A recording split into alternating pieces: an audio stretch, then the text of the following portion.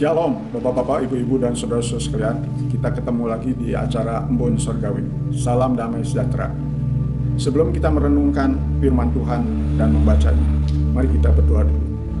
Terima kasih Tuhan atas kesempatan ini. Kami mohon pimpinan Tuhan, Roh Kudus mengurapi hamba-Mu, mengurapi juga Bapak-bapak, Ibu-ibu, dan saudara-saudara sekalian yang diberikan kesempatan untuk mendengarkan lewat Embun Surgawi ini. Berkatilah ya Tuhan, siapkanlah hati kami, urapilah hamba-Mu yang terbatas ini, supaya dipakai lebih heran lagi oleh kuasa-Mu. Terpuji nama-Mu, dalam nama Yesus hamba-Mu berdoa, amin. Saya akan ambil dari Markus 2 ayat 1 sampai 5. Kemudian sesudah lewat beberapa hari, waktu Yesus datang lagi ke Kapernaum, tersiarlah kabar bahwa ia ada di rumah.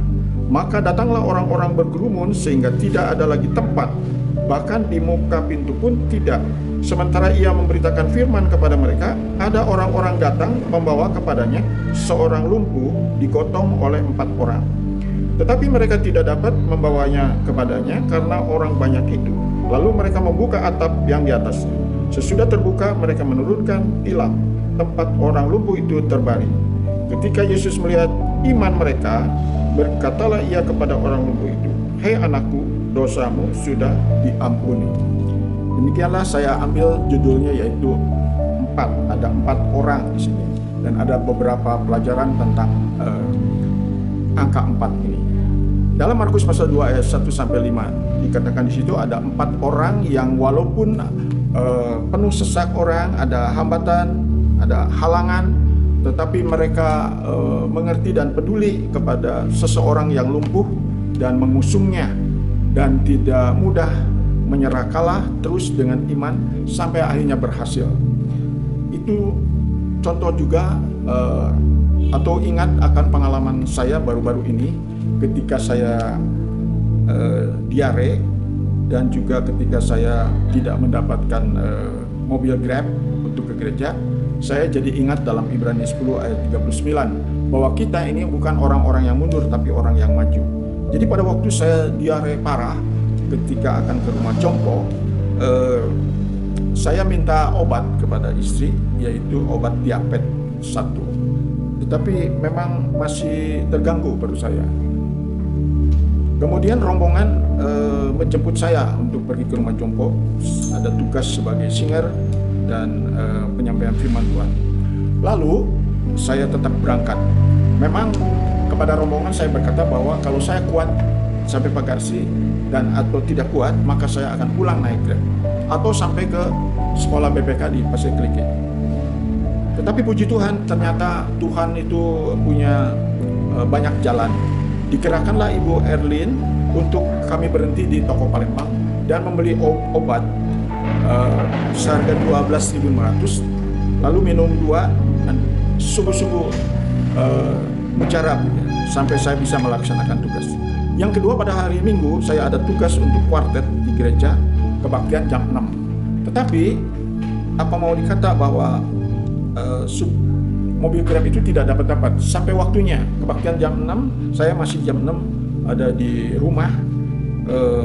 Lalu akhirnya dengan ayat itu saya terus maju ke jalan raya dan mencegat angkot, kemudian diborong 50.000 dengan syarat untuk bisa jalannya cepat.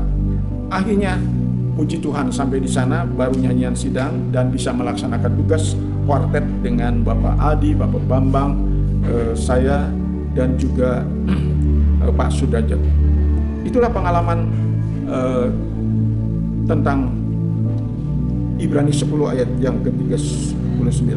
Nah, ada pengalaman juga tentang angka 4 ini, yaitu Raja Nebukadnezar pada waktu memasukkan 3 orang ke perapian, yaitu Sadrak, Mesak, dan Abednego.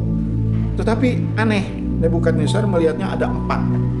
Ya, ternyata bahwa Tuhan juga memberikan pertolongan, kirim malaikat sehingga menghangatkan api itu dan tidak menghanguskan Sadrak, Mesak, dan Abednego.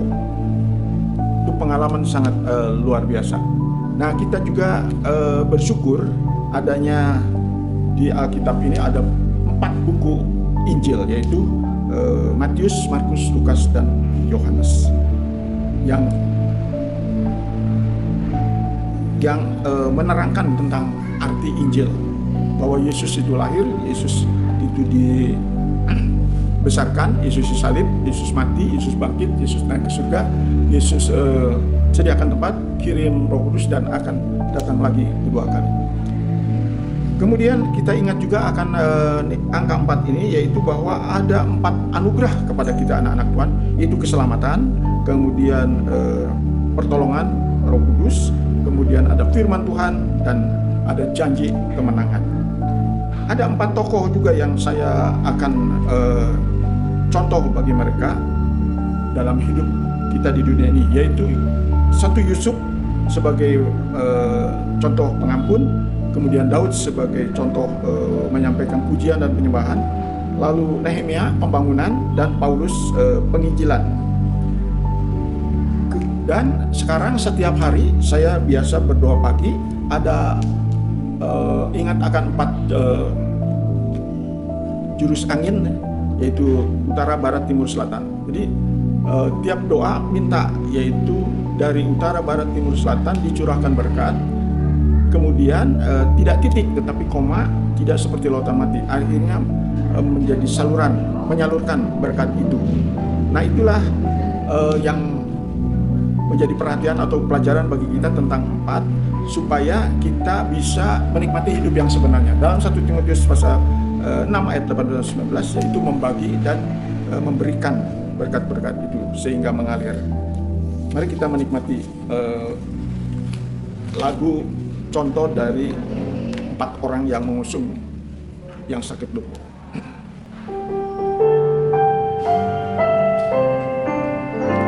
Matius, Markus, Lukas, Yohanes, itu 4 buku Injil yang sangatlah penting bagi kita semua, yang artinya Yesus lahir, lalu ia dibesarkan, dan disalib ia mati, dikubur dan bangkit, lalu ia naik ke surga, sediakan tempat. Ia kirimkan Roh Kudus, ia berjanji